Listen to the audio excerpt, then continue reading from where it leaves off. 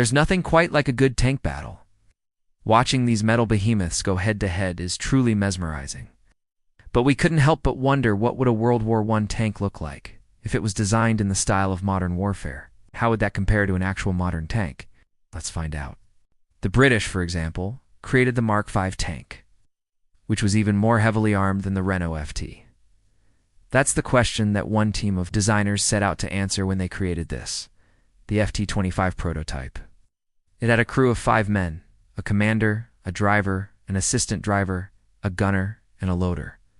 They envisioned a tank that could operate in a variety of combat situations, and they equipped it with a powerful engine that could propel it forward at a top speed of 15 miles per hour. But the size of the FT-25 was its biggest weakness. While its armor was thick, it was also very heavy, and this made it difficult to move around on the battlefield. In fact, the tank was so heavy that it required a special rail car to transport it. This not only slowed it down, but it also made it a large and easy target for the enemy. It was armed with a 75mm main gun and 2 25mm cannons. One mounted coaxially with the main gun and the other in a sponson on the right side of the tank. The tank's armor was thick, ranging from 15 to 30mm, which was much thicker than the armor on either the Renault FT or the Mark V tanks. And be sure to subscribe so you don't miss out on our upcoming videos. The project was approved by the French government in 1918. But it was too late to be of any real use in World War I. Or if you're just looking for something else to watch, click here. Thank you for watching. Only one was ever built, and it wasn't finished until after the war had ended. The war was over, and the French government had no need for more tanks. The prototype was scrapped in 1919, and all that remains of it today is a photo and a few drawings. It had a crew of 8 men and was equipped with 2 8-inch mortars for 703-inch machine guns and 1 6-inch naval gun. This tank was a beast, but it was also slow and cumbersome. It weighed 24 tons and was over 13 feet tall. It was also difficult to produce, which limited the number of tanks that could be built.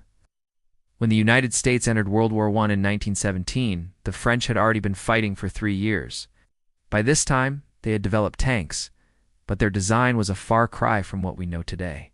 The first French tanks were built in 1916 and used as a surprise tactic, catching the enemy off guard with an armored fighting vehicle that could withstand small arms fire and push forward through no man's land. The Renault FT was one of the most famous tanks of this era, and it looked like a box with wheels. It was small, standing just under 3 feet tall and weighing only around 10 tons. It had a small turret that could be rotated manually and was armed with a 75mm gun. The tank had 2 speeds, 5 miles per hour and 8 miles per hour. Which may not sound very impressive, but it was enough to surprise the unprepared Germans. There were over 400 of these tanks produced during the war. As the war dragged on, both sides began to develop larger and more powerful tanks. But what if the French had decided to build a tank that combined the power of the Mark V with the maneuverability of the Renault FT? This tank was huge, weighing in at 24 tons and measuring over 13 feet long. The designers of the FT-25 clearly had big plans for their creation. In the end, the FT-25 was never put into production. What do you think? Would you have used the FT-25 as your main battle tank in World War I? Let us know in the comments below. Now, if you want to learn more about the evolution of the tank, check out the video on your screen.